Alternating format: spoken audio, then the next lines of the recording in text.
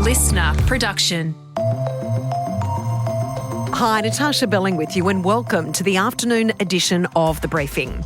Coming up in our deep dive, will the government's social media ban for under-16s really work? The government's long-awaited report into the trial of the new measures has been released, flagging some serious concerns over its effectiveness and also privacy risks. We'll have all the details in just a moment. But first, let's check the afternoon headlines this Tuesday, the 2nd of September.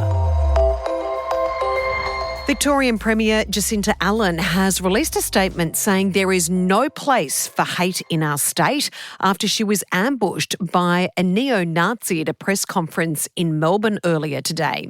Miss Allan says, quote, "It comes as no surprise that Nazis oppose me and my government. I wear that with a badge of honour." The Premier was addressing the media about new working from home laws when neo-Nazi Thomas Sewell appeared with an associate shouting insults and also falsely claiming the Premier was trying to ban the right to protest. Why don't Australians have the right to protest? Why do you want to ban us for protesting?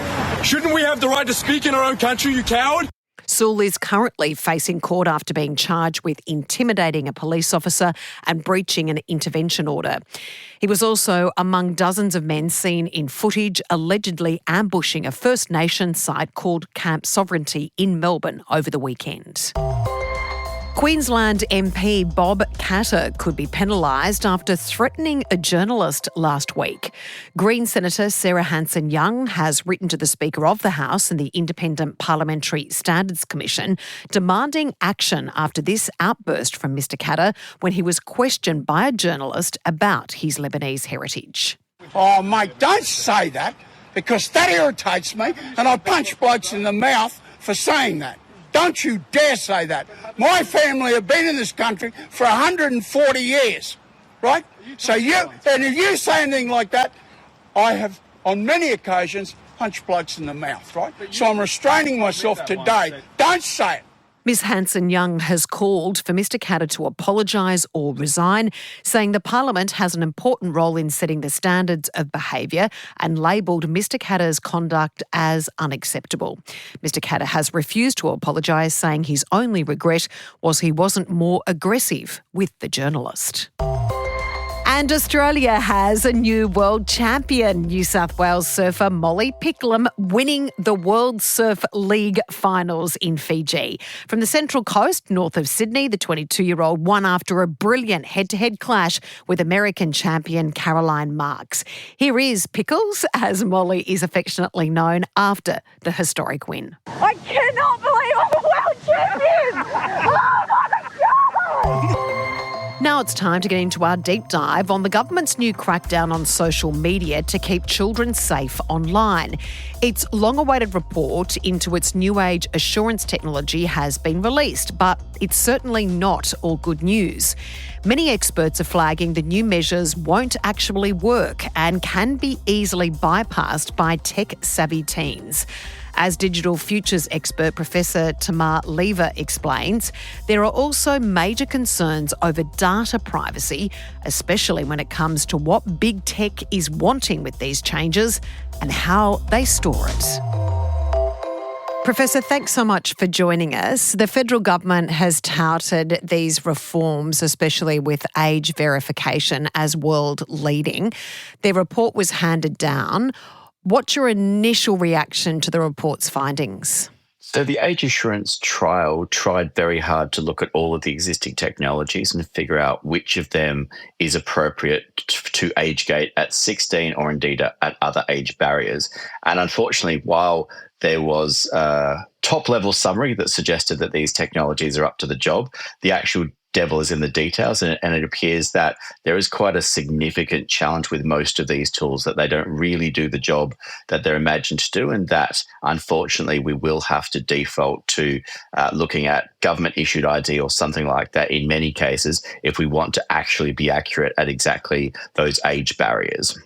So what do you mean by that? That's a really interesting comment, because there are the headlines going around the federal government world leading. They're going to make people under the age of 16 safe online. That's actually not the truth, is it?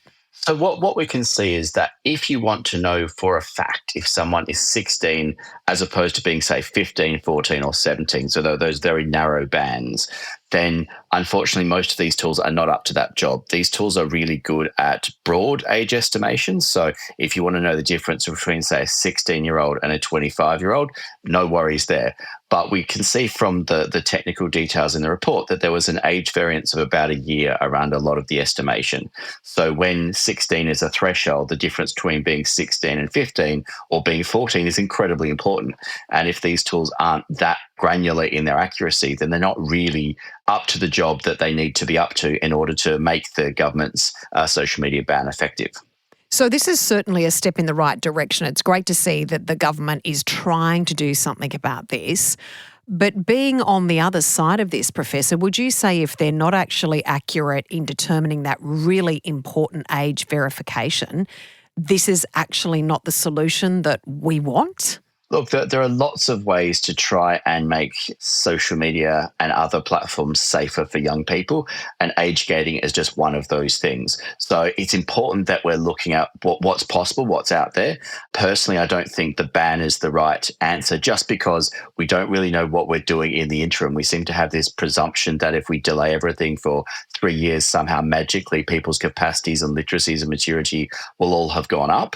And that's not necessarily the case unless we put something explicit in that time. If we have a much more robust, say, digital literacy curriculum, if we teach young people more about digital citizenship, then, okay, we can use those 3 years productively. But at this point, it's only a discussion about can we delay, can we ban young people for those 3 years with no real sense of what we do with that additional time if we're granted it. Now, Professor, you mentioned interestingly beforehand, the devil is always in the detail. When it looked at a variety of methods, including formal verification using government documents, this is really interesting because these changes just don't affect Australians of a certain age, say under 16 or around 16. There's actually now, which I find extraordinary, verification issues for all users of social media. Can you explain that? Yeah, absolutely. So if you wanted to ban a certain age group, you need to determine the age of everyone on those platforms, not just the age of the people that you don't want there. So you need to know how old every user is. One of the things I guess these tools have shown that they can probably do in a reasonable capacity is, say, if you're 25 or older, then you wouldn't probably need to give your ID over because these tools would be sufficient to go, okay, in those broad terms, yes, we can tell that these Australians are much older and we don't need to ask them for ID. It's the lower end of the band. So it's probably, I would guess, from sort of 21 and under.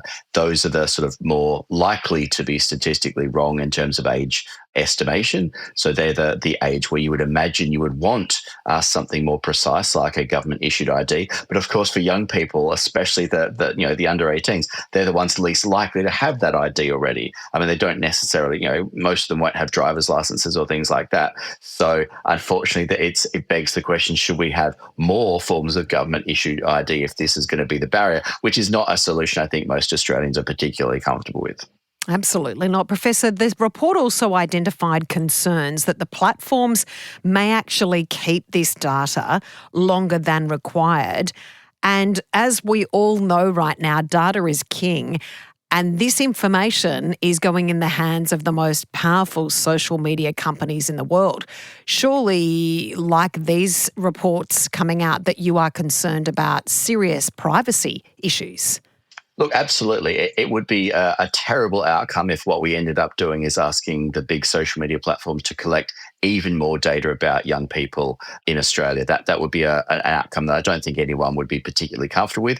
We know these platforms already hold far more data points than they know what to do with, and they exploit that shamelessly. I mean, they are businesses. That is part of the reason they exist. What we don't want is that to be made worse. It is possible to have sort of a third party in the middle, so someone who effectively looks at the ID, issues a token or says, yes, I've checked this, and passes that information onto the platform. But it entirely depends on how the platforms are configured and who becomes the responsible agent. It seems very much the case that the communications minister wants the platforms to be the ultimate point of responsibility. Fair enough. But I think if the government isn't putting some middle ground there where verification might happen in Australia, for example, then it does seem unlikely that the platforms would give up any data that they have to collect without there being robust protections there. Well, Professor, if you look at it from a bigger point of view, it seems to be the fact that, A, there are real concerns this will not work. This will not actually stop people under the age of 16 using social media. There seems to be privacy concerns over data. This doesn't seem to be the solution. You mentioned before there are much better ways to actually protect our young people with social media. What do you think we could do, or I should say, what should the government be doing from their position to ensure that our young people are safe online?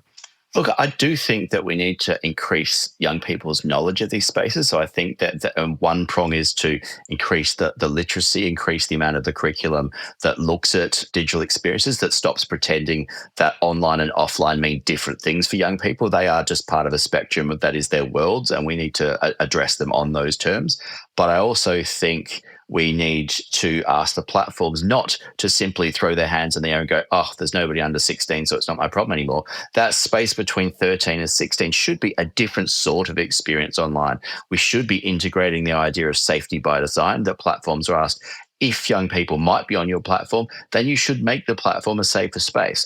And if we're looking just at building gates and walls, we're not really paying attention to the granular experiences that young people are having. And even if everything in this trial works as best it can, we know from day one that the minister and others have all admitted that young people will find a way around. Some will get around, and we need to be able to allow for those young people that are still on these platforms having as safe an experience as possible. We can't just look at building a wall. We need to look at the granular detail of what is it like on these platforms for the young people that are still going to be there.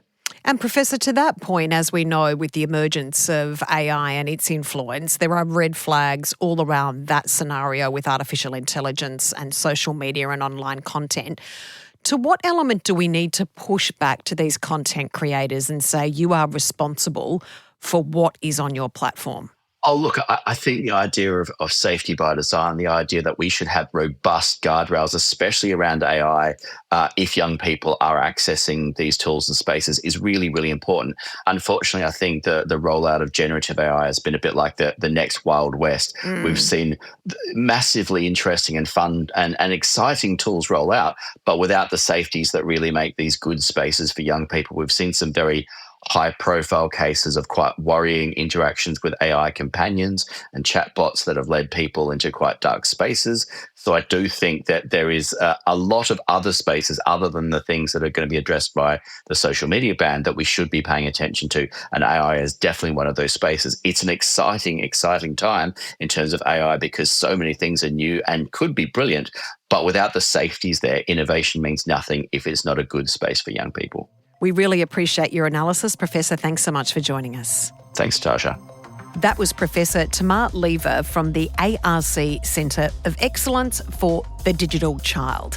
And that's it for this episode of the afternoon edition of The Briefing. We'd love you to subscribe or follow us on Instagram at The Briefing Podcast, and we'll be back in your feed tomorrow morning.